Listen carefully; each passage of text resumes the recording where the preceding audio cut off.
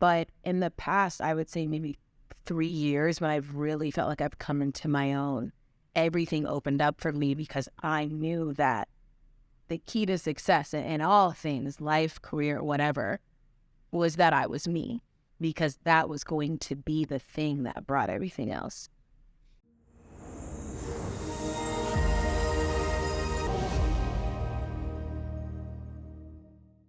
Taylor, thank you so much for joining me today. I'm so excited and honored for you to be here because I remember stumbling across your work and I was taken aback because I immediately knew there was something different about how you were conducting interviews and the way you were going about asking questions and connecting with people. So I'm so excited to bring you here today, and I'm really looking forward to our conversation. Well, that's so kind. Thank you. That's the goal. So I appreciate those incredibly kind words, and I was more than happy to do it when you asked. It's amazing. So, what is the difference between a leader and a follower? It's a very good question. So yes, my dad used to ask me that every night before I went to sleep. I would have to let him know that day if I was a leader or a follower. Um, and I learned a couple things through him asking that. Number one, I don't think that there's anything wrong with being a follower. I think that you have to have, people that prefer to, take direction, people that prefer to soak things in first and react. Like, they're just two different types. It's not that I think one is better than the other. My dad just always wanted me to decide and make the very intentional steps to be a leader, because he wanted me to not be scared of people. He wanted me to always feel like I was in control. And so I think for me, what I have learned through the difference is just a leader is somebody who wants to make the decisions. And they are somebody who is okay with things maybe not going exactly how they thought, because they understand that it's the responsibility that lays on them. And so I think that sometimes with being a leader, people get scared about a negative result falling on a decision that they made. And I have just learned that you are just having to go through life deciding things with the information that is presented to you. And it's not always going to be okay, but you have to be confident in the decisions that you have decided to make, even when they're the wrong ones. And that's just through life kind of what I've learned about it. But I feel like as I get older, there's always, a new thing to gather and a new lesson. And there will be some times that you are deciding to follow in this instance. Sometimes there's somebody who knows more than you about something, and it's not your place, to take charge. So I do think that it is kind of an everyday thing, but for me, it's important for my overarching thing to lead and to help, kind of manage people as well. How do you think about that as an interviewer, where sometimes you're leading the interview by asking the questions, and sometimes you're following because you're following the thread of the interviewee? So how do you think about that? Absolutely. I think being an interviewer, it is, being a shape-shifting leader of some sorts, but it's also like being a point guard, I'm having to set things up. I am facilitating. I am controlling the pace. I'm deciding where we're going to go next. I'm figuring out if I want you to tell me more. I'm figuring out if I want you to be more specific. So it really is kind of a dance. But of course, the most important part is listening. But it absolutely is like you making these real-time decisions that will determine the flow and overall success of the interview. So it's a lot happening at one time when you're interviewing, but that's what I love about it. That lead, follow, figuring it out is what makes the job fun. Yeah. So part of being an interviewer and having a great interview, I feel, is connection and chemistry. And you've said before, I'm going to have chemistry with whoever I meet. Having chemistry with everyone is actually a gift and a skill and a talent. And I'm curious, what are some of the best ways you found to create chemistry, particularly when sometimes you're meeting someone, I'm sure, for the first time, and you now have to create a bond and a connection where they feel comfortable with you in that moment. So what are the ways you've gone about doing that?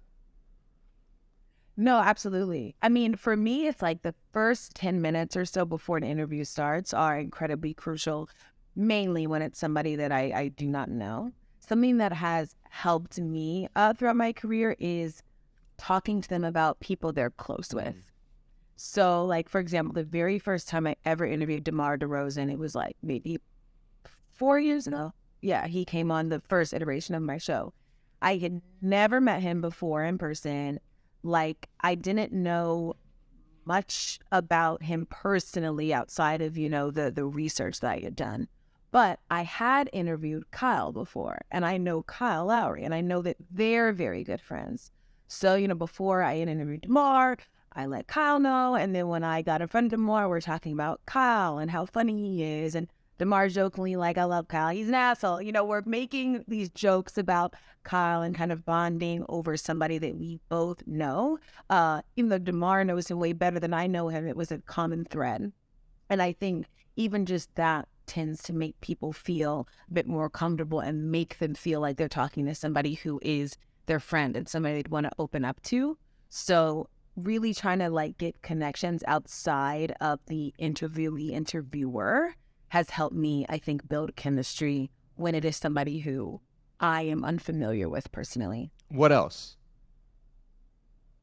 What's something else? I mean, I always like to know things that they like to do, shows they're watching, if they like shoes, if they like clothes, whatever. And I'll bring that up and try to kind of give them like a taste of what I like to see if it's similar. I will also start a lot of interviews talking about like the last time I spoke to them or the last time that I talked to them to like maybe jog their memory some. Like I interviewed Israel Adesanya. Never met him, never spoke to him. But I had seen him before and he didn't see me. We were both at Drake's house for this event and I saw him there. So like when I started it off, I was like, you didn't see me, but I saw you at Drake's house for his event. And so that accomplished a few things. One, he's like, okay, this woman was at this event, so she's not like a crazy person, number one. Two, she knows somebody that I know in Drake.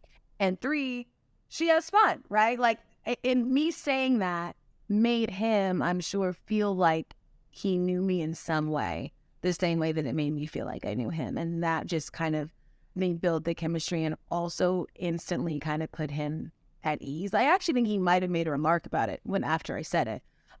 So just little things like that to build some sort of familiarity. Well, that interview is crazy because you ask him what's the craziest thing he's done to make weight, and he gives you the clip of a century, and it's only probably because he felt so comfortable with you in that moment that he was willing to go there. Yeah. And I also loved when you asked him about that, you were able to push, but not so much that you needed to know. It was just like, tell me if you want, but like leading him on, and you were comfortable with the silence of it. There was so much you were doing that was so subtle that I had to rewatch and replay like 5 times because I'm like, there's so much gold here. We'll link it down below for people curious. I always tell people too, like, silence is a tool, because something I've really learned is a lot of the time, if you're quiet, they will feel uncomfortable. Like they need to say something, that they need to answer. So I think that for Israel, who was amazing, by the way, like I loved that interview. He became like one of my favorite people after it. But when I asked and I was just like quiet, I knew that all I had to say was, oh, okay, well, you have to tell us now. And he would eventually get there if I just didn't talk. So in the moment, it feels awkward, but the end result will be like exactly what you want. So I try to tell everybody, like, silence is your tool. No answer is an answer. That hesitation is like a part of the response. So even that clip, it wouldn't have been as funny if I asked him and he immediately answered. It was like all of it was like the build up and what made it something that was, I thought, incredibly entertaining, but also very informative. Like it wasn't just that it was funny, it's that you learned something about Israel that you maybe haven't heard him discuss before. So it was funny all around. But yeah, silence is your friend sometimes. I love that so much. So what to me is so cool about interviewing is that the skills are translatable to your day-to-day life. And you could take Yeah. it to learn more about your parents or friends or people close to you. How have you become a better human being as a result of being an interviewer? That is such a good question. And I say that all the time. I'm like, everybody's an interviewer and they just aren't labeling it. You know, anytime you're having question answer exchanges, like you are interviewing somebody when you're trying to figure out what happened with, I don't know, your friend and their partner, like you're interviewing them. When you're trying to see how they feel, you're interviewing them. So interviewing is something that we all do every single day as we are trying to gain information about others. But I think that being an interviewer, you know, by trade has helped me in my personal relationships because I do have a genuine want and need to learn more about people. And I like to learn about the differences and similarities between people. And I feel like a lot of the times we don't have conversations. But something that I love, and my friends will tell you this, they joke about it all the time. We are going to sit and have a conversation and we're going to talk about real shit. And we are going to learn about one another. And there has to be this exchange of thought to me that exists within relationships. I think that's how your relationships grow, as you continue to just dive deeper and deeper with the people that you care about. So I think being an interviewer has made me more caring. It has made me very non-judgmental. I don't really judge anybody for any decision that they make. I don't necessarily think that that's our place. I think it has made me a better listener. It has definitely given me more of a hunger for just like knowledge and new info. I've always loved to read, but it has made me, you know, a stronger reader, a more active reader. So yeah, I mean, in so many ways, but in that kind of interpersonal space, I think that when my friends talk to me, they feel like they're talking to somebody who's on their side, and they feel like they're talking to somebody who will help them figure out how they feel about something just by asking them questions about it. So yeah, I feel like I interview not just at work, but kind of just every day generally. Yeah, and we all do. What what are the things that you see most people get wrong when it comes to communication who aren't interviewers? I would say people don't listen. I think just generally people don't listen to others. Um, and a lot of that is because, you know, everybody just wants to get their thoughts out there and everybody just wants to talk and they want to reply and they want to tell you about themselves. And I get that. I understand that urge and that want to be the main character. Trust me, I get it. But you lose a lot when you think that everything is about you. And that also too, that is something that you can work on, right? Like it's not like if this is how you are, it can't be changed. But I think you really have to be present and you have to be in tune with what's happening right now. What did I ask? What did he or she say? And what did I gather from what they just said that I can ask them more about? As opposed to what did they just say that I want to reply about myself, you know? So I would say just the lack of listening is something that people generally, like you said, just get wrong, not just interviewers. So yeah, it's just being an intentional listener and like listening because you really do want to know and learn more. Yeah. A key part of what you mentioned is being present. And how have you found to be the best ways to tap into that presence and become more present as a human being? Yeah. For me, it's like making it not about me.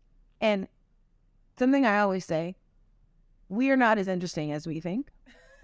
And people also don't care about us as much as we think. But it took me a while to get there and think that. I think most humans think just what you say means so much more than what it does. I think that what people care about and think is important really is like discourse, and that takes two people. So it's not about, you know, the things that you're saying, it's about the discussion that you're having. And that always makes me be more present, because I know that for me to create the best interview and create the best space and best environment, best content or whatever, I have to be there. I have to be where my feet are and not thinking about other things. So I think that being present just comes from like wanting the work to be good, and wanting people to want to come back and watch. So I don't really have any other choice except for to be present and not think that every single thing is about you. What about outside the interview?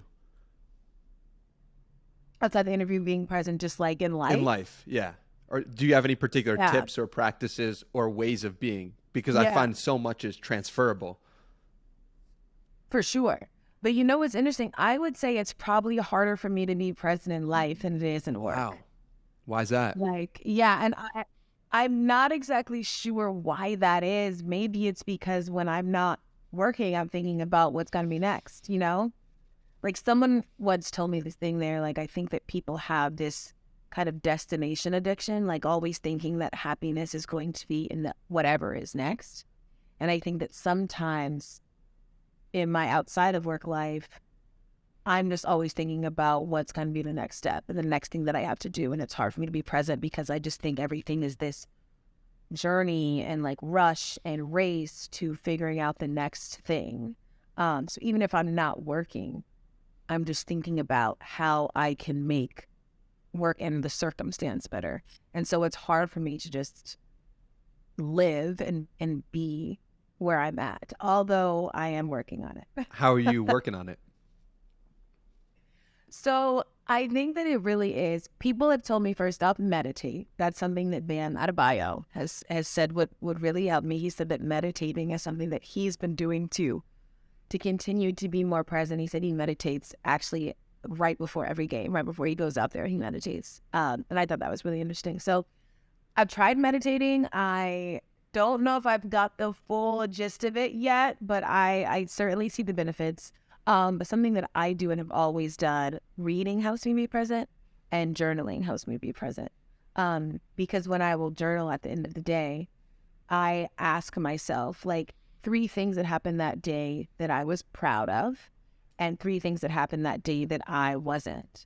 And so when I do that, it is like really allowing me to live in the moment and live in the day.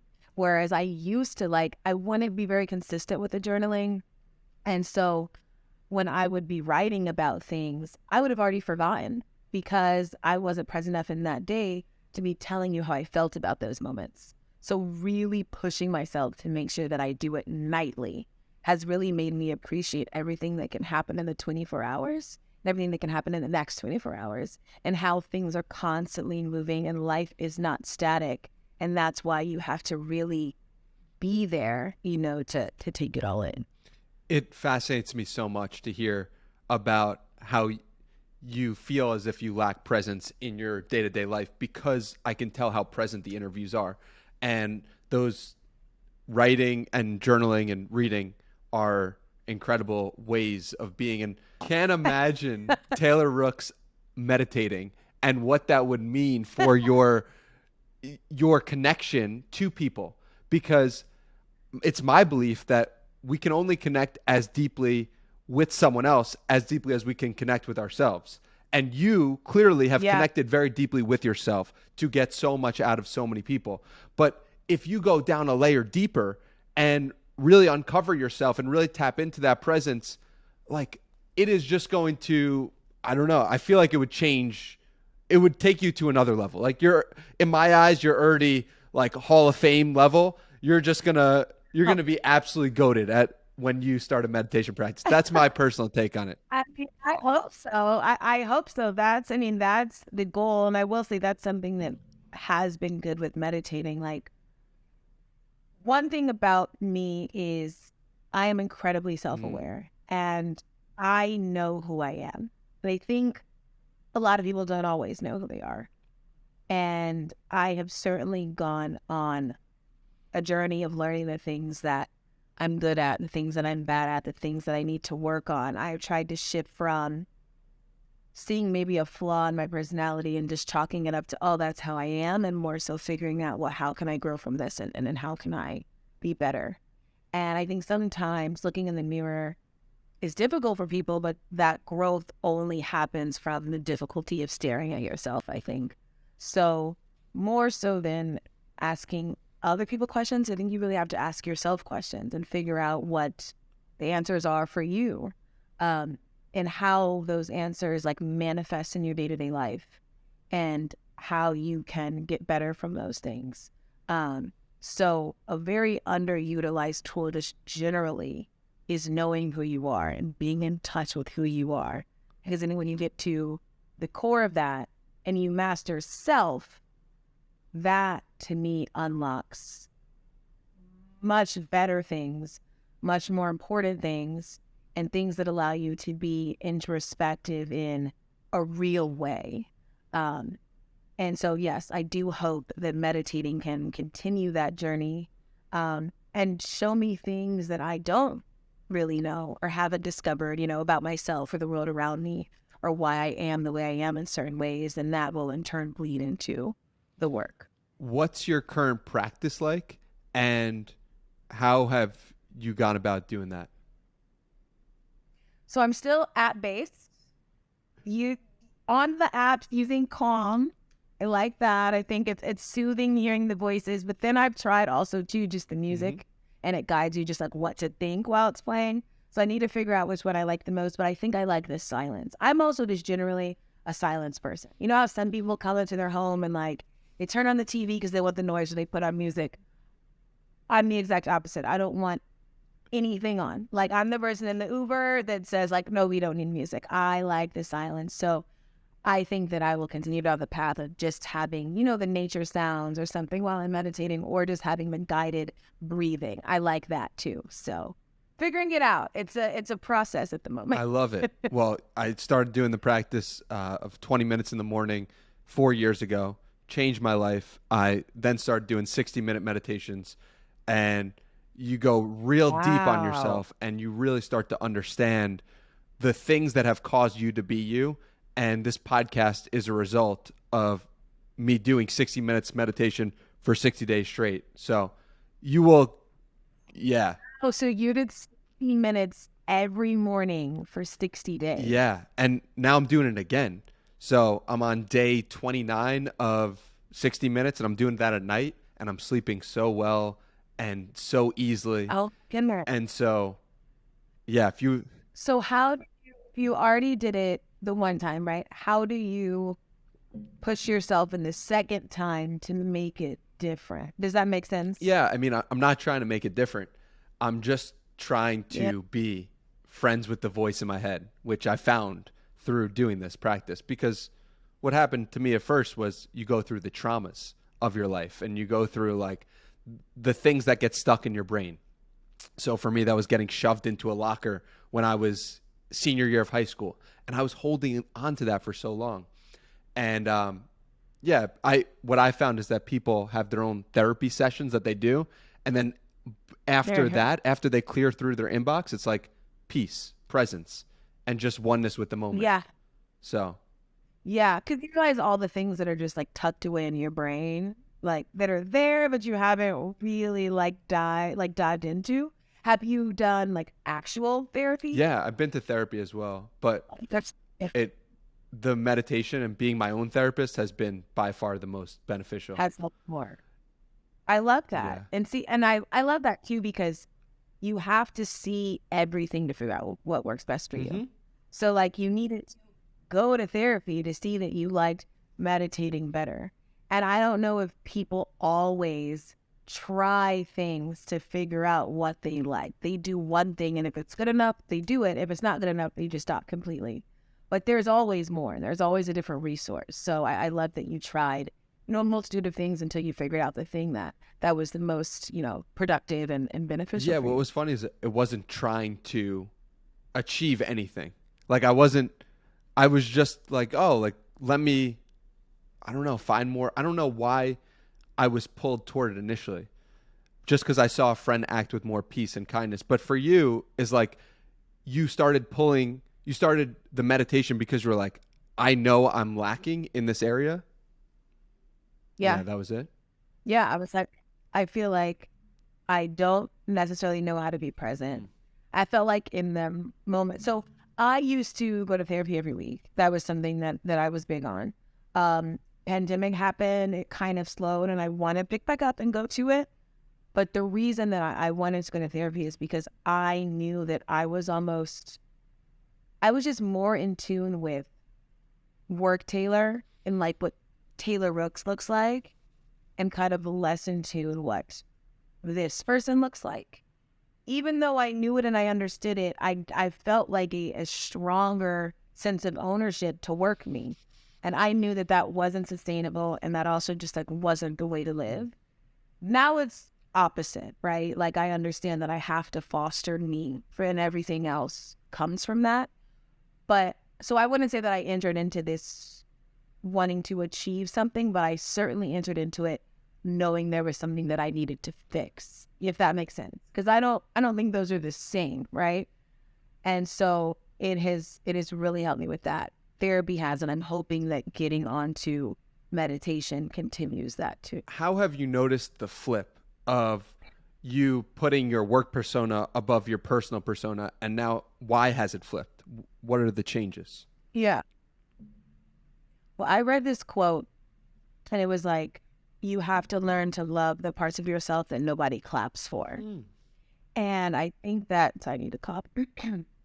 I think that when you're doing a job that it is part, like it's entertainment, you're a personality, you are in essence you're being paid to be yourself. It's easy to start to kind of say, okay, what's me? Like, and what is Taylor Rooks, right? Like what are the differences? And so I just wanted to make those two things be more of the same, if that makes sense. And I realized sort of that, like that they were. There was this, I went to the GQ Global Creativity Awards, and I'm going to take a sip of water because I'm literally about to die. Sip of water, enjoy yourself. I was like trying to power through it. We're on no one's time. The real Taylor Rooks takes drinks of water.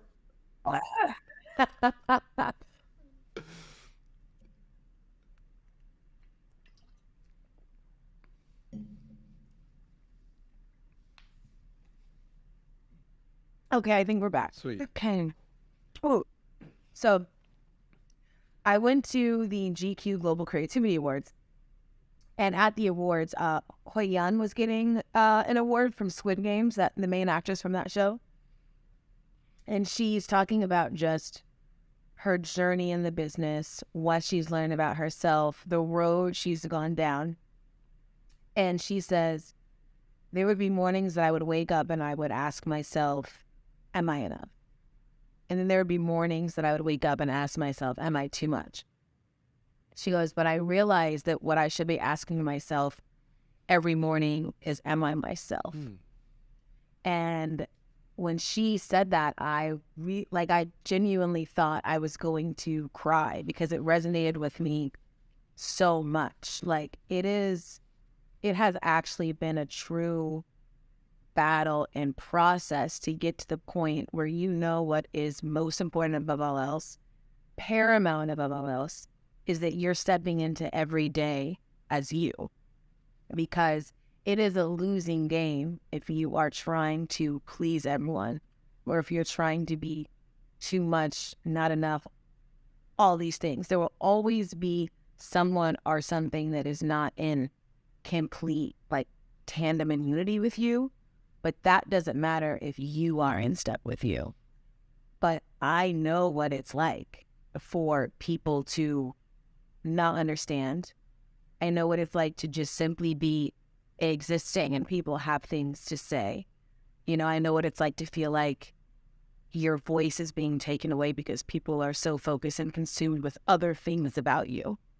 And that is something that I have struggled with a lot, But in the past, I would say maybe 3 years, when I've really felt like I've come into my own, everything opened up for me, because I knew that the key to success in all things, life, career, whatever, was that I was me, because that was going to be the thing that brought everything else. So I just really, really connected with that in so many ways, because I knew exactly what she meant. And it is a really hard life mentally, and it's a harder place to put yourself in mentally when you are caring about whether you're too much or whether you're enough. And when somebody dislikes you for just being yourself, that's difficult too. So you have to learn how to untie people's opinions of you from who you are. And so I feel like I am there now, but I wasn't always there. And I think knowing that and recognizing that was why I wanted to continue to be more just in tune with myself. Yeah, I was listening to previous interviews you did, ranging from 2017, 2018 to present day. And you said often, I get all these comments online and I don't really care about them, but I kind of do, was the feeling I got from it. You were playing it off like it didn't matter, but I knew, or could feel, I sensed at least, that it did matter to you deeply, and it still mattered as you were saying it in that moment. How do you stand today with internet comments and internet culture? Because I've seen the ways in which you've treated them in the past, and I'm curious where your current stance on it is today. Yeah. I mean, and something that I always say and mean it with my whole heart is, I owe a lot of my career to the internet. I think that the internet can be a great place, right? I am thankful for every person who has ever watched a clip, commented on a clip, retweet, all the things. So I understand the great things about the internet, and I have benefited from many of those great things about the internet. When I first started, I cared very deeply about the internet. I thought what they said was gospel. I thought that every comment you needed to take in. I thought that opinions were a thing that mattered when I first started. I would say I didn't fully start to say, this is silly and I don't care, until probably a year and a half, 2 years ago. Like, it was it was gradual. I went from caring so much about it to caring a lot about it to caring about it to not caring but still wanting to look to not caring and not looking. But that was like a whole process, right? So I can confidently say that's where I am now. And a lot of that is because there are just like, there's things that are so not true at all that you're like, why would you care about this? You know what I mean? Like, this is so ridiculous. Why would I care? So it's that. But then it's also like, I want, like, there are only certain people that I would want to like the work that I do. You understand what I'm saying? So if there's people that are incredibly immature, right, that don't understand nuance, that are focused on the fact that I'm a woman, that are maybe focused on my appearance, whatever, and they have something to say, why would that matter to me? So that's just kind of where I'm at now. I'm not paid by the internet. I'm not paid by comments, right? I'm paid for the work that I do. So if the right people care about what I'm doing, then that's what matters to me. I think that getting caught up in opinions, again, is a very losing game. But that is not to not say, like, the internet does have to be better, right? Like, people say things on there that they shouldn't. And of course, that burden and onus isn't on me to not care, but I think there should also just be conversations about why are people this way online. But I would say, yeah, I'm in a much better space with it now. Well, it's like your career skyrocketed so quickly that it it when it's a slow climb, I feel it's sometimes easier to navigate through it, because you could say, all right, I'm getting this level of comments. Then it's like, oh, I'm getting a layer higher. But from my perspective, it seems like you just went straight to the top, in the sense of, okay, you were doing some stuff in college, but then like you graduate and then it's just like you're on the moon, and then there's a lot of comments. And so you think about like a 22, 23, 24, 25-year-old person, it's like, to have all of those comments about their appearance, looks, and to not even fully know themselves at that place is like a very difficult thing to deal with. And it's really, it makes me feel great to hear how that evolution has gone for you, and how much more at peace you seem today versus when you've spoke about it previously. Yeah. No, for sure. And like, to your point, like my life just moved very quickly. Not necessarily even in terms of like, oh, one day I was working and no one knew, and then one day I was a national talent. I don't even mean like that. I just mean that things happen for me quickly. Like even when I was in college, I was, interning and working and covering Illinois football and basketball. But so much so, like when I was in college, I was breaking news. Like when I was at college and I would go to basketball games or football games, people would want to take pics. And I'm like 19, 20 years old, and I'm like still figuring things out and learning what that is. So that's how I knew when I'm in college. And then I graduate college and I'm 21 years old doing a live show on the Big Ten Network, which is a network you can get in any home, and I'm doing that. And then I leave Big Ten Network and I move to New York City, and I work at SNY, and I'm covering sports in the #1 market in the world. And I do that for some time, and I start this podcast, and that gets success. And then I go and I work with Bleacher Report and Turner when I was like, I think 25, I want to say I started, 25 or 26. I started working with BR and Turner. I had my own show where I was interviewing people. And so I never had really a break of these years without the job. And I think if you get to have that time without the job and just with yourself, you do get those moments to know who you are better. So I'm learning who I am through what people are telling me I am and experiences that I'm going through. And that's a different kind of, like that's just a different kind of journey. And you have to separate, okay, who are you and who am I being told that I am? And what are the commonalities between those things, and what are the differences? And I am more than just the person that is, going on air and talking to the athletes. And I am more than the person that just, gets dolled up to go behind the anchor desk. Like, you are so many things separately from the thing that you do. But when you're in your 20s and you're doing it at a very high level for that age, it's really hard to get, it's really easy to get those things mixed up. So yeah, that's why I think it will be life that you're learning about yourself. But I don't want to say like I was robbed of the film. It's robbed has a negative connotation. That's not what I mean. But it was certainly taken because of the career that I decided to partake in. And never before in human history have people been accessed to tens of thousands or hundreds of thousands or millions of comments about themselves, ever. And if you were getting that many comments, it was people telling you to your face with empathy and concern and care.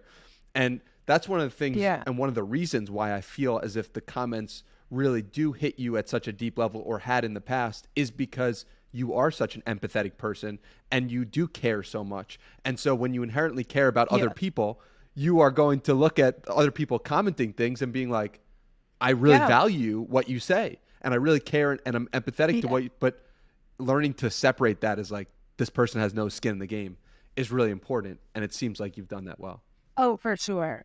Yeah. And I mean, like, just on a base level, it's kind of, if we're being real, I look at the comments and I'm like, I have built this for myself.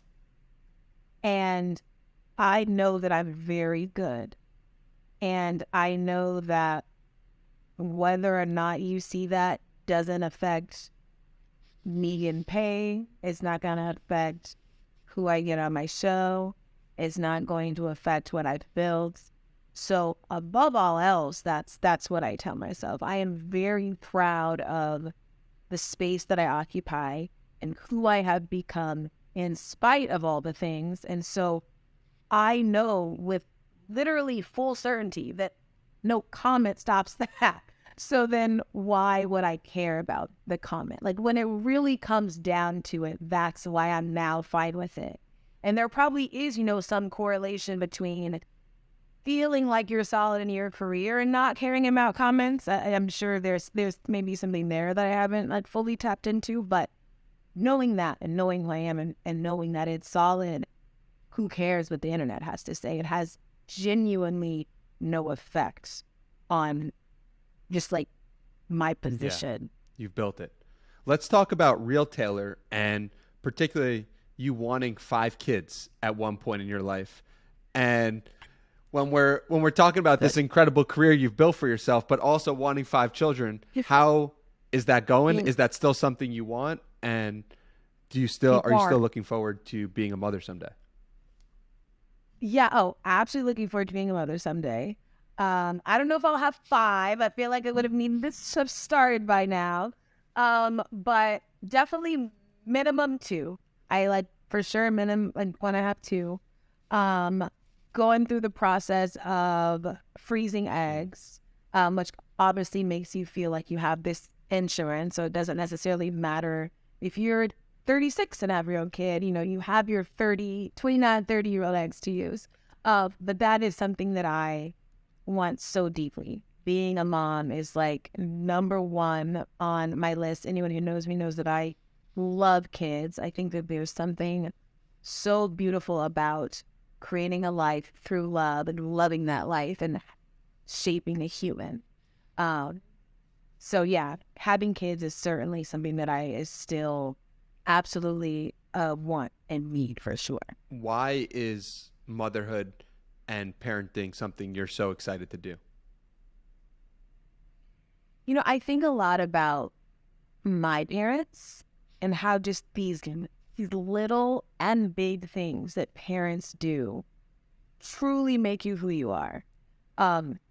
Whether the overbearing presence of that or the lack of that. So much of it is just literally shaped by the people that did or didn't raise you. I have seen the profound positive impact that good parents have on people. And being a mom and being why somebody loves themselves, or, why somebody is a positive force in the world, or somebody who is kind to others, or somebody, that maybe just creates something that betters humanity, whatever. I think that being responsible for just a good person is probably the coolest and biggest gift you could ever get. But then also, too, just knowing so many of my friends who have children, how it's changed them, how it's changed the way they look at the world, how it's made them appreciate life. Also just makes me want to have kids. Jason Tatum is somebody that I'm very good friends with.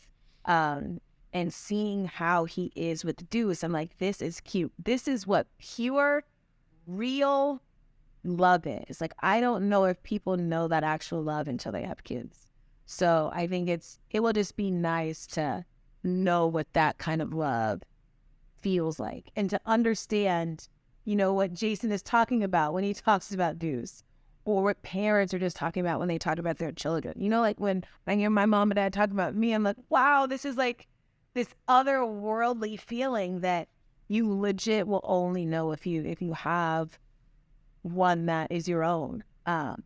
So that to me, it's really exciting about being a mom. What specifically did your parents do other than give you love and support and ask your dad asking you what makes for a leader and not a follower? Like, what specifically did they do to help you feel so loved? Well, I would say it's a few things. Number one, I never thought I couldn't do anything. Like, I thought, because they would say every day, you can do whatever you put your mind to. So I never felt like there were limits. I didn't think that any goal that I had was too big.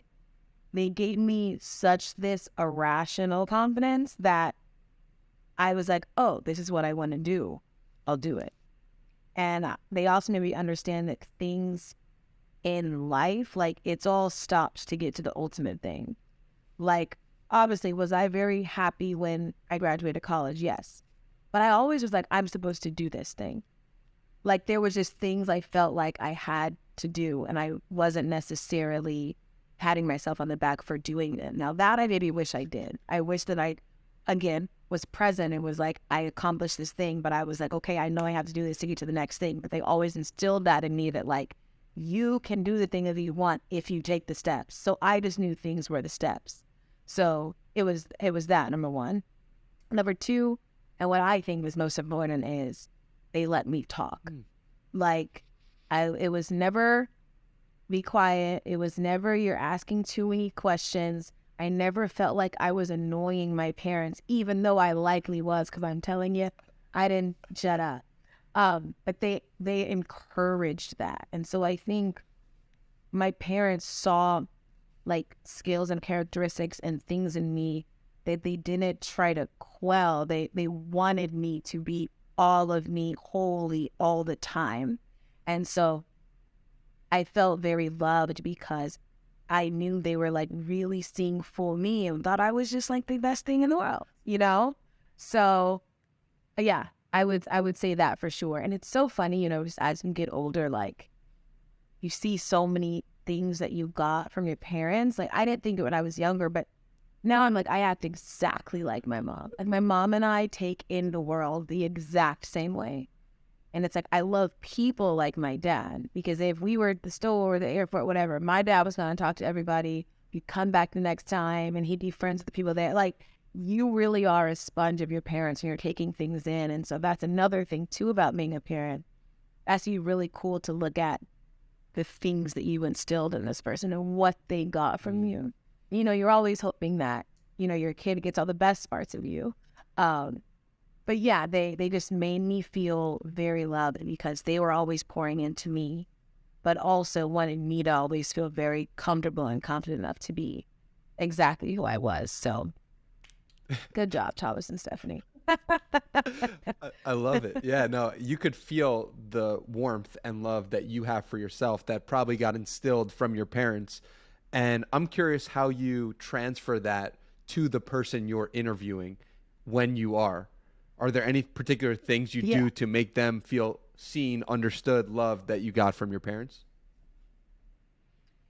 Yeah, you know, I think about, so I had Spencer Dinwiddie on the show, and Spencer's someone I know well, and so I know that him and his grandma have had a close relationship for his life, and she passed, and I don't think Spencer had ever talked about that publicly, but I do how hard that passing was on him. So when we did the interview, I wanted to give him space to talk about his grandma, and you know, he was very teary-eyed, and I could tell it was emotional for him, but he spoke about her so beautifully. But I was like, you know what? I wanted to make sure he knew he wasn't alone in that feeling of loss or being scared of, you know, losing someone. And a few days before that, my grandma had actually just gotten out of the hospital. She was going through some health issues. She's okay. She's home now and everything. But I wanted to tell him that because I didn't want him to feel like he was on an island. Or more importantly, I didn't want him to feel like he was naked. Like, I knew that this was something that he wasn't fully comfortable with. And sometimes in those moments, you just want to not feel alone. And I think that that is something that I got from my parents, is that sharing your experiences with other people that are in it similar, it just makes them see themselves in you, and you're just they're more inclined to tell you more because they feel like you get it, and they feel like there's a real familiarity there. So yeah, I think that sometimes when people are opening themselves up to you, you have to give some of yourself too. And that's the only thing that I think is fair, and the only thing that feels right. Yeah, that's beautiful. You've been surrounded by so much greatness throughout your interviews, your life, it seems like.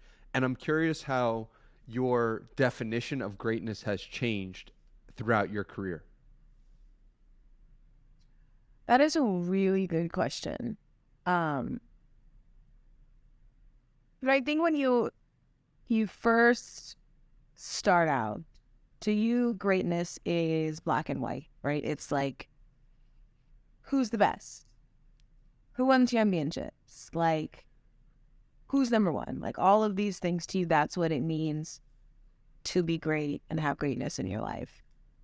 But as you continue, like everything else, you realize that all things have nuance, and that greatness isn't always black and white, because greatness a lot of the times is based on circumstance, and it's a lot of the time based on literally it's personal. Greatness is something that I think is very, very personal.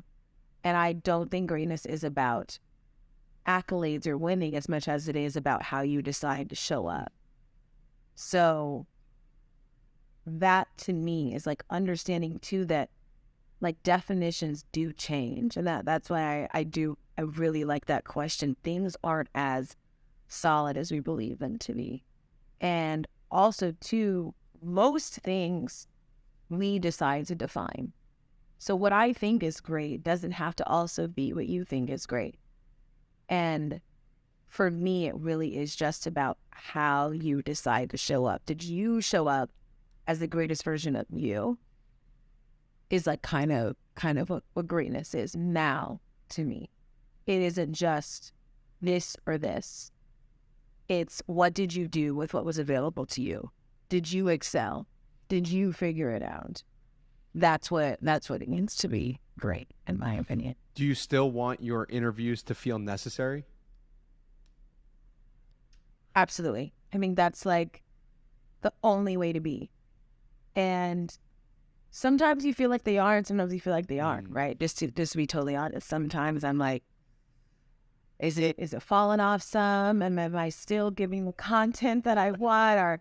Are people tapped into? People care when I'm interviewing somebody. You are thinking about that. Not in terms of, what are they saying about me, but what are they saying about my work? Because that's what you want to know, right? It's the viewer, and you don't want to. When I have an interview, I don't want to waste anyone's time. I want the interviewee to feel like they got something out of it and that they spoke. I want the viewer to feel like they didn't just listen to the same question that they've already heard that person answer over and over and over. That's where the necessity, I think, comes from. And that's what I want. I want the interviews to feel like. So that is the goal, and absolutely has always been the goal, that I hope that they always feel necessary. It's so interesting because wanting your interviews to feel necessary means that you are hoping that it's based on external perception in some respect. It's like, I want for other people to care about what I'm doing. And in some sense, you have to care about what other people are doing. In some sense, you have to make it internal, because you have to want to do the interview for yourself. Otherwise, it's not going to have that same outcome. How do you balance the internal and the external when doing interviews? Well, honestly, what I found is what I want internally is in line with the external. Like, you know what I mean? With the interviews, kind of. Because like what I always want to do, like my ones, is to ask the questions that people want to know. Like that is already at the base of what I want to do. So that is fulfilling both the internal one and the external one. So as I'm crafting these interviews and bringing out the questions that I want to ask, a part of my process is knowing what you also want to know. And the thing that makes the interview, necessary or, viral or news making, whatever, our interests are the same, if that makes sense, So like, and sometimes they are a little different. I'll give you an example I interviewed Candace Parker, and in that interview, when I was prepping for it, I saw a bunch of stuff about the Olympic team, her not making it. It was heavily discussed, but she never had the space to talk about it. I want to have an interview where there's a revelation and where people feel comfortable discussing something. And the internet clearly had questions about why she was not on that team. So I could ask you about that and get this revelation, and it worked out. She talked about not having a relationship with Gino Auriemma, or she didn't like him. It was a moment. So it became less about the Olympics and more about her relationship with Gino Auriemma. So all of those things were accomplished because I think that for interviews, it really does all work together. Like I actually have to be thinking about the viewer for the interview to be successful. I think what gets muddy and what I definitely don't do is think about what the viewer thinks of me. I'm thinking about what the viewer thinks about the question. The viewer thinks about the response, the full conversation. And that is sometimes a thing that maybe is tricky about, being a personality or being in media is there is a difference between them having opinions about your work and having opinions about you. And you can't care about the opinions about you. But I do feel like my job is to be a vehicle for others. And it is to let them feel like what they want to know is answered, So that is a part of it. And again, it is like a bit of a dance, but I have to be thinking about it for the interview to be successful. That's a really good distinction. Thank you for drawing it. What was it like to interview President Obama? Wild. And it's so funny, like, always people say, oh, who's your favorite interview? I say, Obama. It was literally 4 minutes. I know. But still, we'll link it down below. No, it was, like little, there's, it's a very mini interview, but it was cool. It was still Barack Obama. It was crazy, though, because, I'm sitting on Zoom, and all of a sudden, he pops up, and he's like, hi, Taylor, and I'm thinking, what? Hi, Taylor.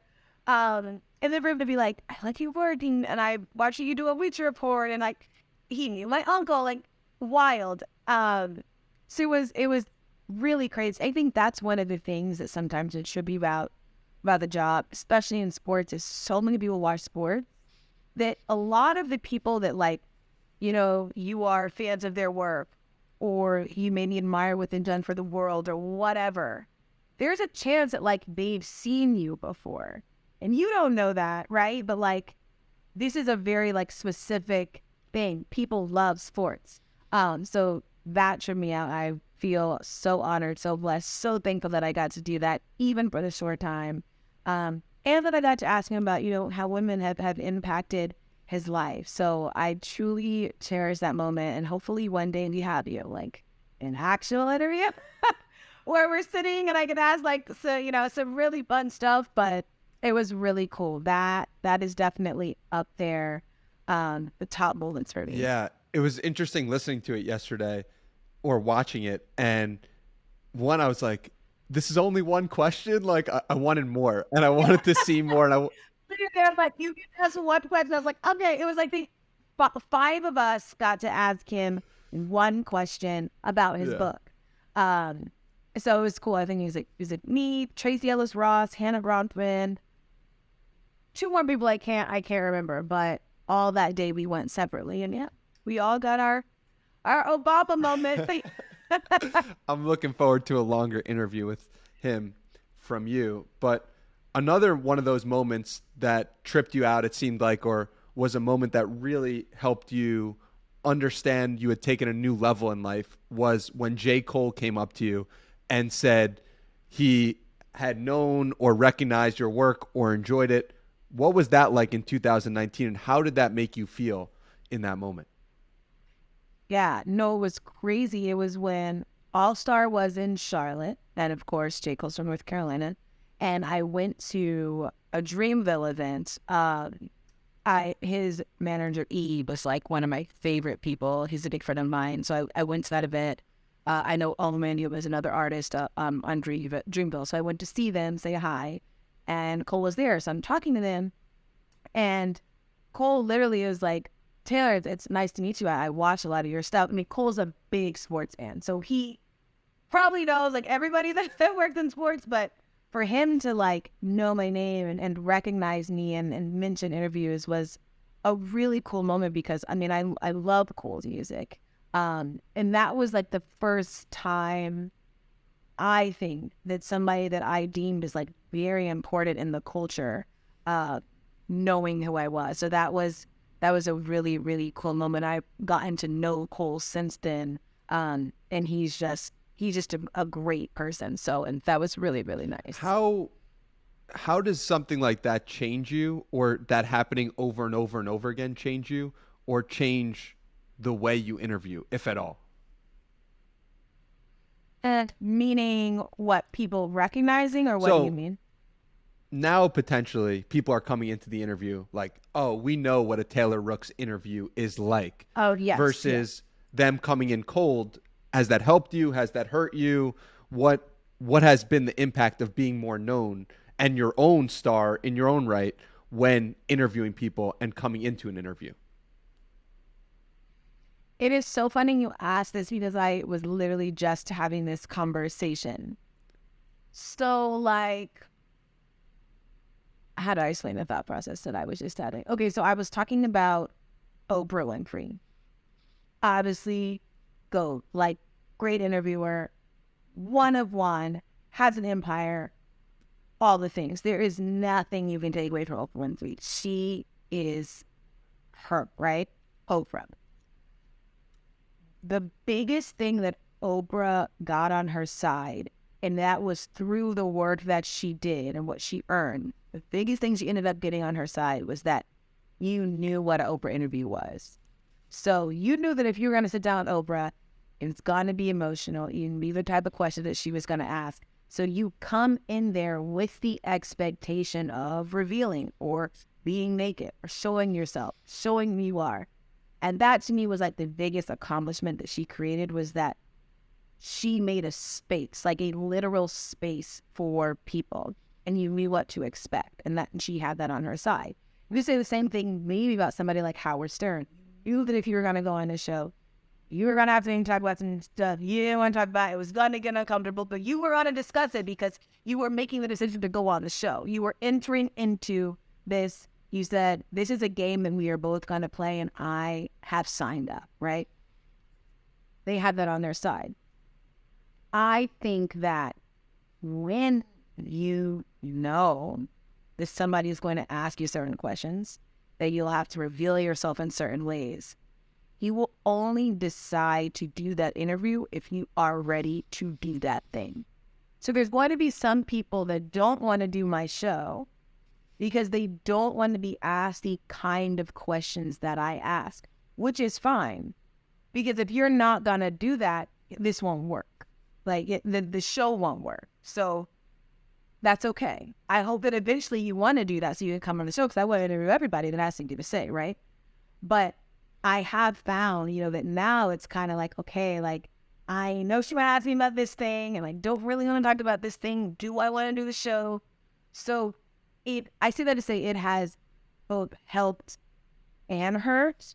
I also think people know that there is always the potential for whatever clip that we do to be viral in some way. So you're like, do I want to do this? Like, is this something that I am up for? But I will say, no one has ever come on my show and regretted it, because you do feel seen, you do feel heard, you get to tell your side. I give you space. I listen. I don't talk. I'm not going to interrupt you. You get to be a full person, full thoughts, all the things. But it is the hump of, okay, is this a decision I want to make? Because like coming on an interview show, especially one that is like an hour, is a choice.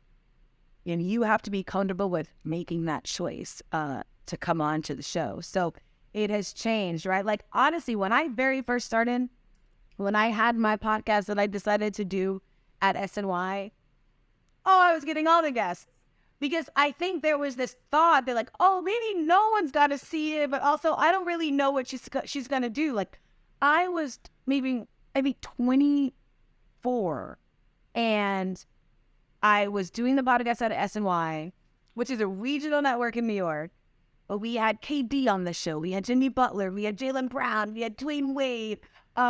We had Malcolm Jenkins. We had Michael Beasley. Like, people were like, yeah, I'll do it. Like, I see her socials. Like, she's grinding. I'm going to do her this favor and come out and do this show. Then you sit and you're like, oh, like, we're really talking, you know? But it was, like, a little easier, I think, to get people when you're first starting, because people want to do you a favor. That is something that I've also really learned. But yeah, now it's like, who fits? It's important to find somebody who fits for the show. So that's a very long way of answering your question and saying that it has certainly changed over time, and I'm very cognizant of that. How do you want people to feel when they're done watching a Taylor Rooks interview? I want them to have decided what they think about somebody because that person told them. So I say this a lot, but the thing that happens with people, really, but I think athletes specifically, is your thoughts about them are present before they're present. So, like, someone I would like to use is Draymond Green. People feel like they know who Draymond is because they are seeing him on the court. They're seeing that, you know, maybe he is the topic of some polarizing or controversial topic that have to be on or off the court. They will see him doing interviews. They'll see his post-game pressers, whatever. They're getting these bits and pieces of Draymond that they feel is enough to tell you who Draymond is fully. But I am of the thinking that the only person who can tell you who they are fully is them. And so when somebody comes onto the show, I don't want it to be about the persona that was already there, or the thoughts that were already there, or all of this data you think that you have collected that equals full Draymond, right? I want Draymond as a whole person to tell you who Draymond is as a whole person. And now you can hear that and say, I still don't care for Draymond. That's fine, because you made that decision off of hearing Draymond speak about himself. And if you watch it and say, I'm watching this and I like Draymond, then that's also fine. But I just want people to leave the interviews feeling like that person gave them a full depiction of who they actually are, instead of you figuring out who they are by piecing together different things, if that makes sense. Because, like, we tend to, like, fans and just, like, people who consume the sport tend to talk about the athletes like they do literally know them. Like, they do think that. They think they've seen enough to say they know them. And obviously, one interview is not going to mean that you know the person, but you at least get a clearer picture, you know? And that's also why it is so important for the interviewer to ask the questions the fan wants to know, because you're getting a clear picture based on these topics, right? So I more so just want someone to leave the interview feeling like they got more information, which will then lend to what they think about other people, if that makes sense. I can't help but notice that how you described athletes is often how you describe yourself, in the sense of people judging you without any context or actually hearing what you're saying. They're judging you based on how you look, or judging you based on what they think you are, versus judging you based on the questions you ask. And it is interesting to point out and note that, because it makes you almost the perfect person to interview players, is like somebody who is also misunderstood in their own way, or not fully given a full picture of. So I'm sure that helps inform questions that you ask and helps you have greater empathy for where they're coming from. No, for sure. And I know I just used Draymond the example about how I want people to feel, but Draymond is also somebody that well, first off, if I ever have a basketball question, I ask Draymond. He like, that is the person that I will always go to in that. But Draymond is also somebody who I have talked to a lot about feeling misunderstood about my work. And he's just somebody who always has good advice about it because he also understands it fully, and has accepted some things in a lot of ways, right? So I know he's somebody that I can go to in that aspect. He has been a very good friend and good supporter and just colleague generally. And I just appreciate how much he understands the position of being misunderstood and always trying to overcome that in a lot of ways. But I agree, like when I'm interviewing, I don't ever judge or have assumptions or preconceived notions because I know what it feels like to have that put on you. And the only thing that you can do is like ask somebody a question and let them answer. Like, because honestly, what I have found a lot of the time, whatever someone thinks of me, if they would have just asked me, I could actually tell them the truth, you know? But they don't, no one wants to ask. Everybody wants to just say, right? But that's why there's just a lot of power in asking a really good question and a really direct question, an intentional question. Because that's where the real stuff is, and really like where the truth is too. I couldn't agree more. Well, Taylor, I want to ask the questions, and I also want to be respectful of your time. What is a challenge you can leave the audience with is my final question, because I want the audience to take some action from what they've listened to and do something with the conversation or do something not unrelated to the conversation that can help them in their day-to-day life. Does a challenge come to mind? Oh, that's a good question, but I'm trying to think of a challenge. Honestly, I would say, and this isn't, I guess, like a challenge more so than it's just I think that a good way to be or think about conversation and questions is like, when you have a question, ask that exact question. Like, don't beat around the bush. Like, if I am trying to ask you, do you like Mary, right? I'm not going to say, yeah, I'm just wondering, like, do you like anybody? No, I want to know if you like Mary. You know what I mean? Like, ask the exact question, because if you ask the exact question, that's going to get the exact answer. Like, I just think there's so much like gray area when you're not direct that you will feel like you're doing yourself a disservice and you're not getting the information that you exactly want. Like, I'll give you another example. I saw this. So I believe it was Kim Mulkey. Hold on, I want to double check this, but I'm pretty positive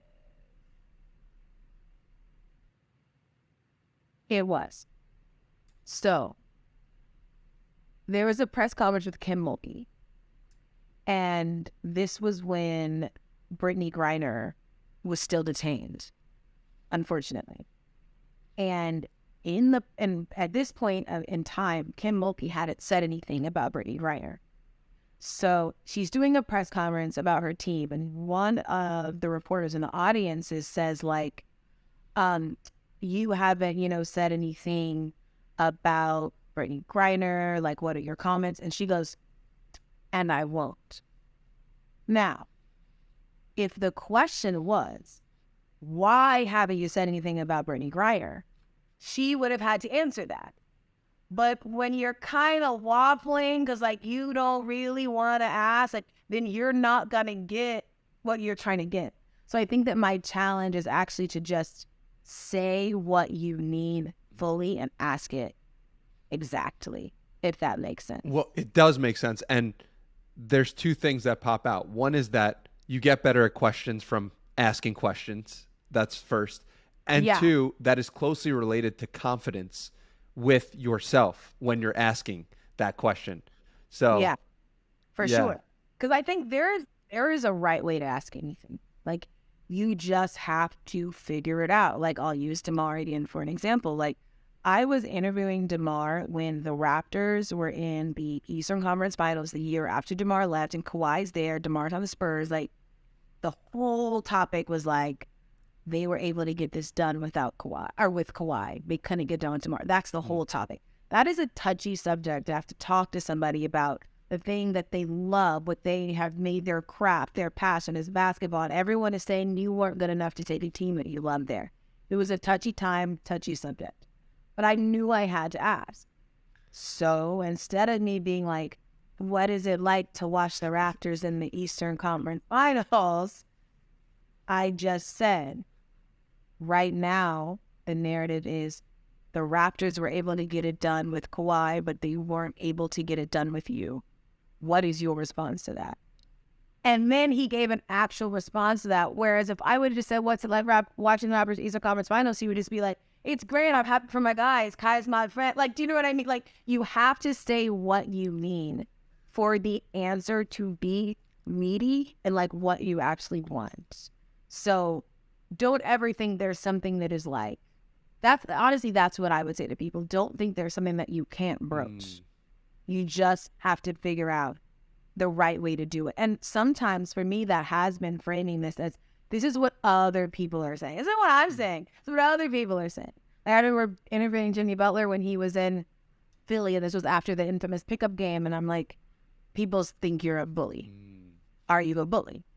Like, this is what people are saying, and I want you to answer. And also what I found is a lot of the time, people want to address narratives that are out there about themselves. Like, I've never asked a question and someone like not what they want to clear the air. They literally just want it to be asked. They just wanted to be asked about it. And so to accomplish that, you have to ask exactly what you're thinking and exactly what you mean to say. And that has helped me a lot. Well, there's something beautiful that occurs when you mix empathy and confidence. And it's like, I'm on your side too. I want to help you tell this story. I'm not trying to get you. I'm trying to put you in a way that is helping you actually. And they understand that as well. And so, you have such a beautiful mix of empathy and confidence. I like to say like discipline and love equals success in whatever you're trying to do. And it's closely related to empathy and confidence. But Thank you so much. I appreciate that. Thank you so much for your time. I'm so grateful for you. Where can we send people to connect with you further? Yeah, anywhere. My Twitter and Instagram are easy. It's just at Taylor Rooks. But I do have to say, first off, you asked great questions. And I'm so happy that we found time to do this. I was really thinking so much about the things that you asked me, and I just loved the discourse and the exchange of thought. And I appreciate you very clearly putting time into learning more about me before you did it. And the research was so incredibly clear. And I mean, it might be on your computer, but I don't know if you had notes. So I'm also thoroughly impressed. And it was just coming up dome. But I am very thankful for you for taking the time and giving me your time. And this was a lot of fun. So I deeply, deeply appreciate it. I appreciate the kind words tremendously. Game recognizes game. Perfect. Much appreciation, Taylor. It does. Always. Thank you.